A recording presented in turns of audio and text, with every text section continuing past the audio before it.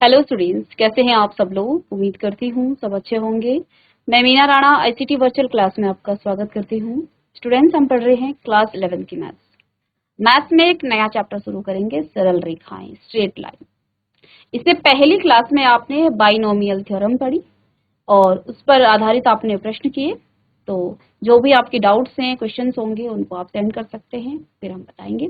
तो आज हम स्ट्रेट लाइन या सरल रेखा के बारे में जानेंगे। तो सरल रेखा होती क्या है? तो स्ट्रेट लाइन का मतलब क्या है? सपोज आप जो है, आपका स्कूल यहाँ है, ठीक है। सपोज आपका यहाँ पर स्कूल है, ठीक है, और आप यहाँ खड़े हैं। तो देखिए, आप इस स्कूल जाने के लिए आपके पास बहुत सारे रास्ते हैं, ठीक है। आप घूम के जा सकते हैं, कई तरीके से आप जा सकते हैं स्कूल के। और देखिए, ये जो आपकी मिनिमम डिस्टेंस होगी, जो आपकी सीधी रेखा होगी, जहां पर आप खड़े हैं वहां से आप सीधे जो स्कूल जाएंगे ना, ये आपकी स्ट्रेट लाइन कहलाती है। क्लास 10th में भी आपने स्ट्रेट लाइन पर जो आपके कुछ फॉर्मूले पढ़े हैं, कुछ कॉन्सेप्ट आपने वहां पर पढ़े हैं, पहले हम उनको रिवाइज करेंगे और उन्हीं पर आधारित हमारा ये स्ट्रेट लाइन यहाँ पर आपका, आज हम आपका प्रीवियस जो आपके क्लास 10th में आपने पढ़ा है उसी पर आधारित कुछ आपके फॉर्मूले थे, उनको रिवाइज करवाएंगे, उन पर क्वेश्चन कराएंगे और फिर हम क्लास 11th में जो हम पढ़ने वाले हैं, क्योंकि जो हमारा पिछला है, जो प्रीवियस नॉलेज है, उसको जानना जरूरी है। तो स्ट्रेट लाइन में आप क्या क्या चीजें पढ़ने वाले हैं बच्चों? स्ट्रेट लाइन में देखिए, स्ट्रेट लाइन का मतलब क्या है? आपके पास दो बिंदु हैं, एक पॉइंट यहाँ है और एक पॉइंट यहाँ है और एक पॉइंट यहाँ है। अब इन दो बिंदुओं के बीच की जो डिस्टेंस है, जो दूरी है, उनको आप निकालेंगे। सपोज ये आपका P पॉइंट है और ये आपका Q पॉइंट है। तो इन दोनों बिंदुओं के बीच की दूरी आप निकालने का फॉर्मूला आपको पता है, ठीक है। और चलिए, तो सबसे पहले आपने, यदि ये x1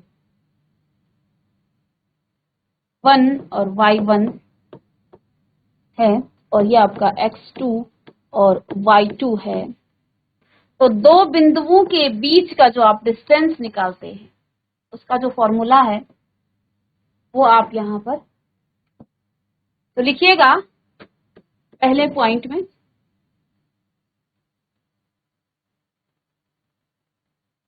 P x1 x y1, P x1 y1 तथा Q x2 y2, ये दो पॉइंट हैं, दो बिंदु हैं, और इन दो बिंदुओं के बीच की दूरी निकालने का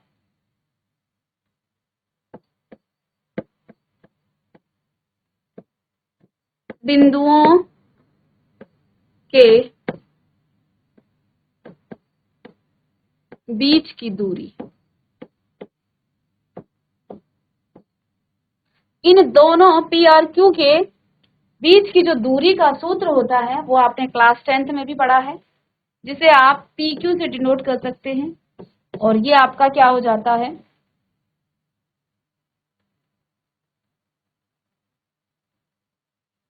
root x2 minus x1 plus में का स्क्वायर y2 माइनस y1 का स्क्वायर।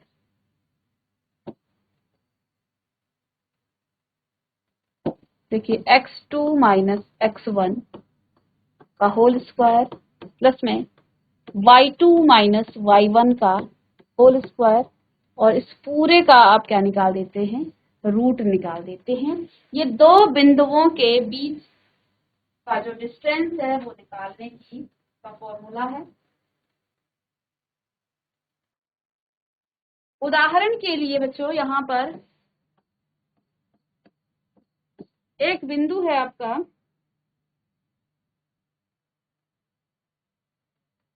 6, -4 और दूसरा बिंदु है आपका और 3,0 3,0 बिंदुओं के बीच की दूरी, बिंदुओं के बीच की दूरी। इन दोनों बिंदुओं के बीच की दूरी आपको निकालनी हो तो आप कैसे निकालते हैं? सीधे आप ये फॉर्मूला लगा लेते हैं। ये आपका P पॉइंट है, ये आपका Q पॉइंट है और इन दोनों के बीच की दूरी का जो फॉर्मूला है वो क्या हो जाता है?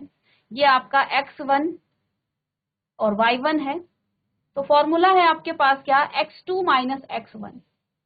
x2 माइनस x1 का मतलब है 3 माइनस 6 की पावर 2 और प्लस में y2 माइनस y1 का मतलब है 0 माइनस, और ये माइनस का है तो प्लस का हो जाएगा, इसकी पावर 2 और इसका आप रूट निकालेंगे।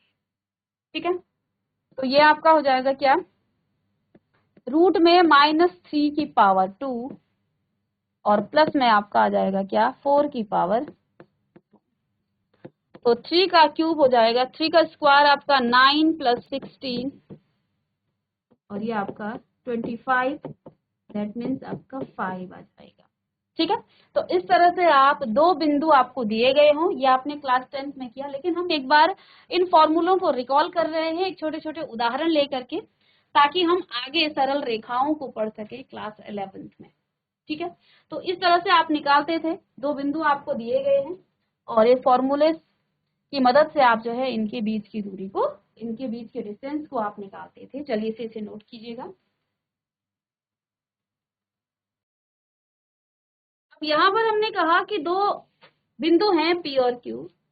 यदि इस रेखा को, इस सरल रेखा को, इस स्ट्रेट लाइन को हमने M1 और M2 में रेशियो में से क्या कर दिया?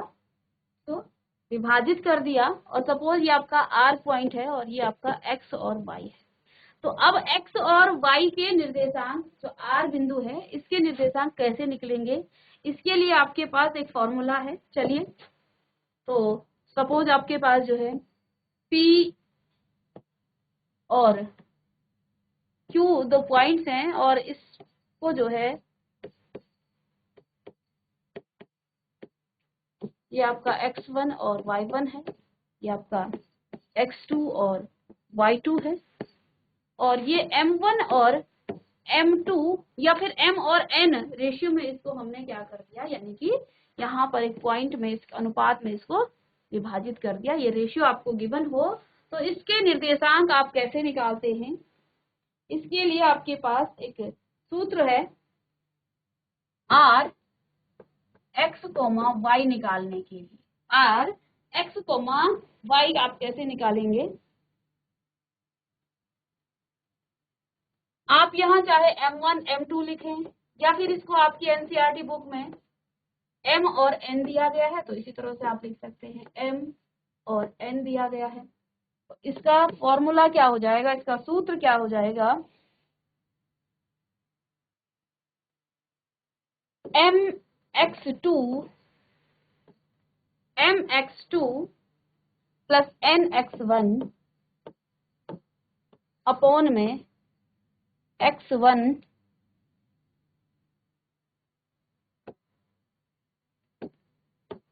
m plus n।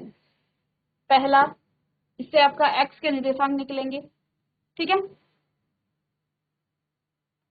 और दूसरा आप निकालेंगे m y2 प्लस में n y1 m plus n। ये दो इसके इस तरह से आप जो है फॉर्मूले को निकालेंगे।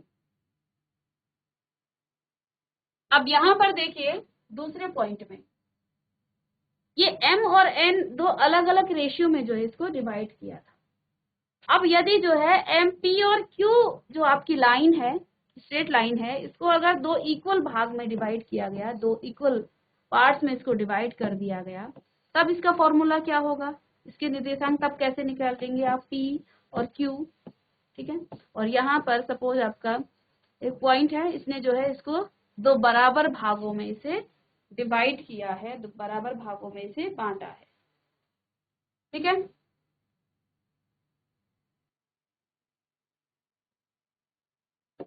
यहाँ आप लिख सकते हैं यदि m बराबर n हो तो मध्य बिंदु के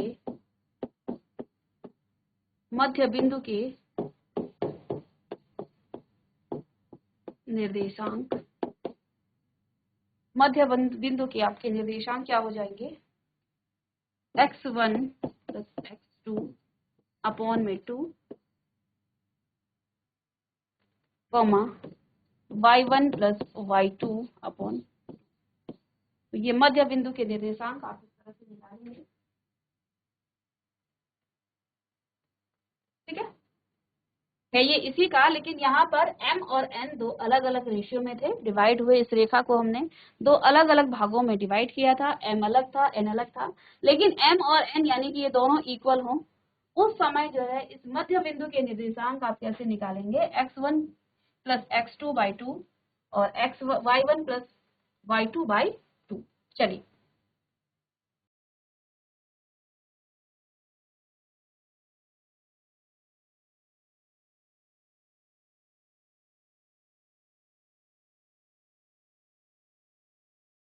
चलिए नेक्स्ट है आपका x1 y1, x1 y1, x1 y1, x2 y2 और x3 y3। ये किसी त्रिभुज के शीर्ष के निर्देशांक है।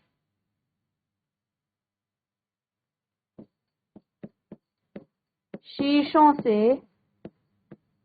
बने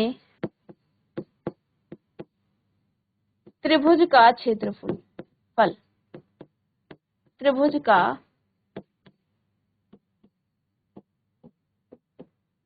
क्षेत्र। कहने का मतलब ये है, कोई त्रिभुज आपका है,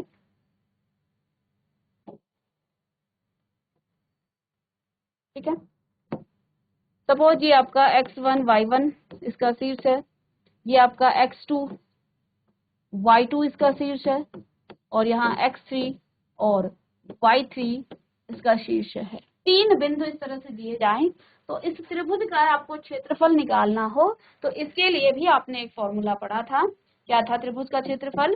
1/2 मॉड x1, यहाँ आपके पास क्या आएगा, y2 minus y1 y3, y2 minus y3, ठीक है, प्लस में आपका x2 x1 minus y1 minus y3 और प्लस में x3 आ गया तो y1 माइनस y2, और ये मॉड में आएगा। मॉड में इसलिए हो सकता है आपको ये जो शीर्ष दिए गए हैं कोई पॉइंट्स यहाँ माइनस में हो और कैलकुलेशन के बाद आपका ये अगर माइनस में आ जाए तो मॉड लेकर के आप उसके क्षेत्रफल को पॉजिटिव कर देंगे, क्योंकि त्रिभुज का क्षेत्रफल आपको नेगेटिव नहीं बल्कि पॉजिटिव मिलना चाहिए। ठीक है, तो ये आपके त्रिभुज के क्षेत्रफल का फॉर्मूला है, इसको भी आप नोट कीजिएगा। चलिए और एग्जाम्पल, जैसे यहाँ पर आपके पास बच्चों त्रिभुज है जिसके शीर्ष हैं, एक त्रिभुज आपके पास दिया गया है इस तरह से, जिसके शीर्ष क्या है, 4,4, ठीक है, और 3, -2, 3, -2 और -3, आपका 16 है। ये किसी त्रिभुज के शीर्ष हैं, इस त्रिभुज का आपको क्षेत्रफल निकालना है। तो चलिए इसका त्रिभुज का क्षेत्रफल आप निकालिएगा, और ये आपका A, B और C है।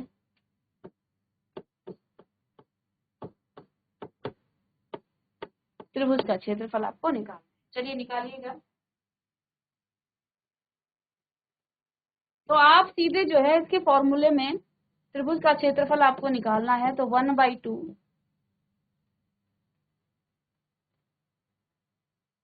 x1 आपके पास जब होगा तो अंदर देखिए क्या हो जाएगा, y2 माइनस y3। ध्यान देना फॉर्मूले में इधर x1 है तो यहाँ y2 माइनस y3 प्लस में मॉड में आएगा ना, ये प्लस में x2 y1 माइनस y3 या y3 माइनस y1 प्लस में x3 x1 y1 minus y2 और ये भी मॉड में। बस ये आपका x1 x2 है, y1 है, ये आपका x2 y2 है और x3 y3 है। तो इन वैल्यूज को यहाँ पुट करके आप इस तरह से त्रिभुज का क्षेत्रफल निकाल लेते हैं। चलिए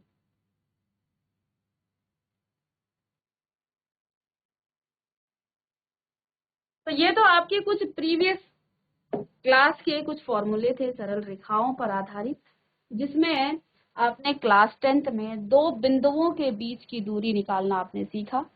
आपके पास दो पॉइंट्स हैं, उन पॉइंट्स के बीच के जो डिस्टेंस है वो निकालने का फॉर्मूला आपके पास क्या है, x2 माइनस x1 का whole square plus y2 minus y1 का होल स्क्वायर। इस पूरे का आप रूट ले लेते हैं। तो दो पॉइंट्स आपके पास दिए होंगे तो उनके बीच की डिस्टेंस आप निकाल लेंगे इस तरह से। फिर नेक्स्ट आपके पास दूसरा फॉर्मूला है, यदि इन दोनों पॉइंट्स को, इन दोनों बिंदुओं के बीच में कोई बिंदु R है और ये इस रेखा को, इस स्ट्रेट लाइन को m/n में डिवाइड करता है, तब आप इस R बिंदु के निर्देशांक इस तरह से निकाल सकते हैं, mx2 plus nx1 upon m plus n, ये आपके x के निर्देशांक निकलेंगे और यहाँ से y के निर्देशांक। और यदि m बराबर n हो, यानी कि इस पॉइंट, इस रेखा को जो है ये R बिंदु क्या करता है, दो इक्वल पार्ट्स में डिवाइड करता है, तो उस केस में आप मध्य बिंदु के जो निर्देशांक हैं इसके निर्देशांक इस तरह से निकलेंगे, x1 plus x2 by 2 y1 plus y2 by 2। ठीक है, और नेक्स्ट आपका फॉर्मूला था जिसमें हमारे पास किसी त्रिभुज के 3 शीर्ष दिए गए हों, उसका क्षेत्रफल आप कैसे निकालते हैं, इसका फॉर्मूला भी आपने क्लास 10th में इस पर बेस्ड आपने क्वेश्चन। चलिए जल्दी से इन फॉर्मूलों को आप पहले लिखें, फिर हम आते हैं नेक्स्ट टॉपिक पर।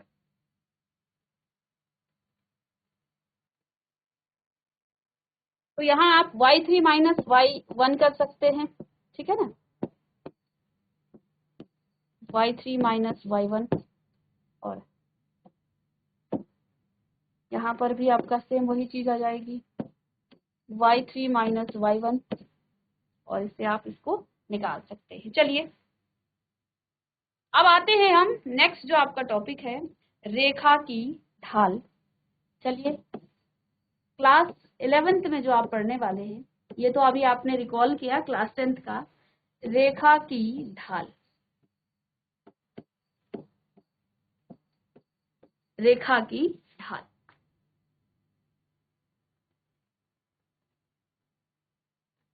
स्लोप ऑफ लाइन, लाइन का स्लोप, रेखा की ढाल।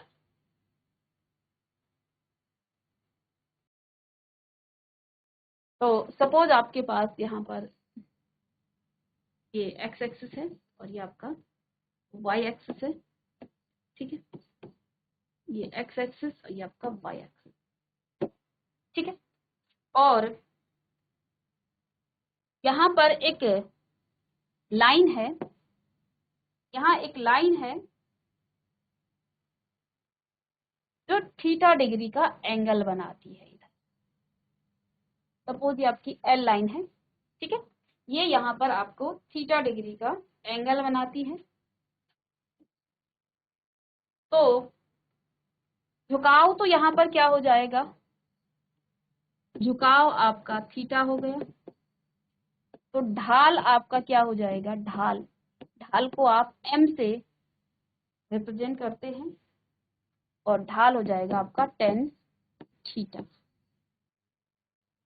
ठीक है। ढाल यहाँ आपका tan थीटा हो जाएगा।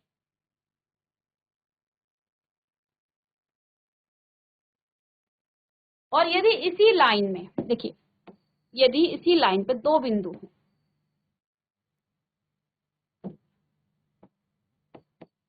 ये आपका y एक्सिस, ये आपका x एक्सिस, ठीक है, और सपोज यहाँ कोई लाइन है, इस लाइन का नाम है L, और यहाँ पर कोई बिंदु है, ठीक है, इधर आपके पास कोई बिंदु है A और यहाँ B,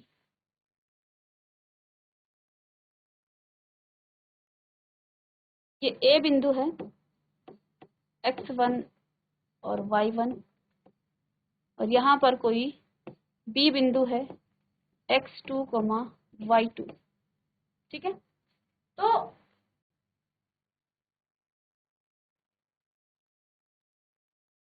उस केस में आपका ढाल क्या होगा? यदि रेखा पर स्थित कोई दो बिंदु, यहाँ आप लिख सकते हैं, यदि रेखा पर स्थित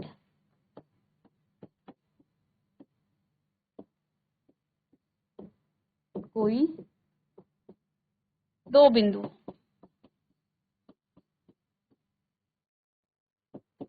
तो जो आपका ढाल है ना, वो आपका अब क्या होगा? इसको थोड़ा ऊपर कर लेते हैं।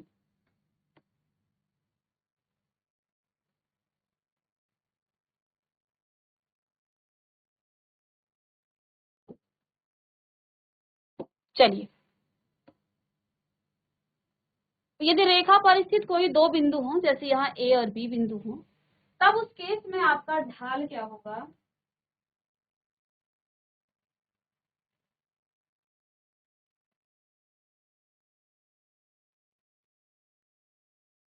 तब ढाल M आपकी क्या होगी? y2 minus y1 upon x2 minus x1। ढाल को आप प्रवणता भी कहते हैं, प्रवणता भी आप कहते हैं ढाल को। तो यदि रेखा पर स्थित दो बिंदु हों A और B, जैसे x1 y1 यहाँ एक बिंदु है और B बिंदु आपका x2 y2 है, तब उस केस में आप ढाल कैसे निकालेंगे? m बराबर y2 माइनस y1 अपॉन में x2 माइनस x1। लिख लीजिएगा इसे। चलिए एक छोटा सा क्वेश्चन कर लेते हैं इस पर बेस। क्वेश्चन है आपके पास, ये जो रेखा की ढाल ज्ञात कीजिए। क्वेश्चन नंबर 5 है आपका 10.1 का। रेखा की ढाल ज्ञात कीजिए।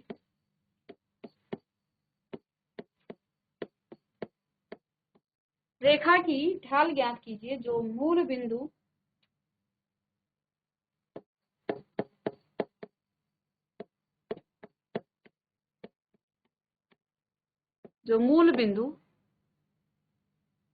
और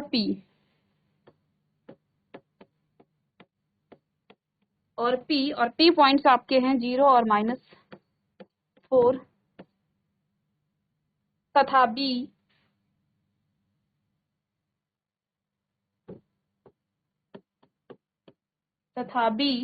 और B पॉइंट है आपका 80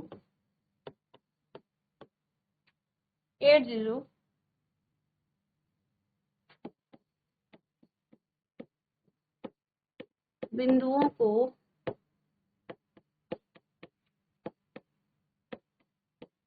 मिलाने वाली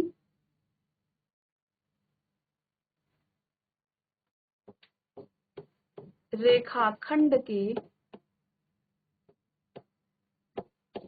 मध्य से जाती है।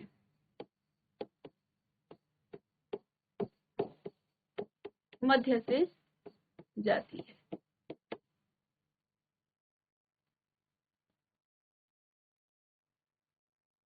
तो देखिए इसका फिगर किस तरह से बनेगा। यहाँ एक रेखा है और इस सरल रेखा पर एक बिंदु इस तरह से, इसके मध्य बिंदु से, ये सपोज आपका P है और इसके पॉइंट आपके 0 और -4 हैं। और ये आपका P बिंदु है, दूसरा आपका B बिंदु है यहाँ पर, और B बिंदु कितना है आपका 8 और 0। ठीक है,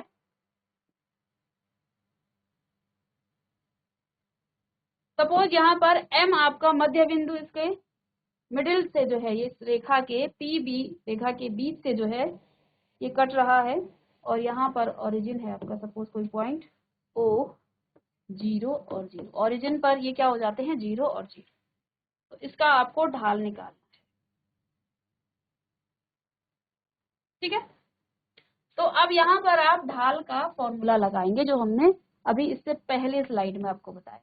चलिएगा फिगर को बनाएं और क्वेश्चन को आप लिखिएगा।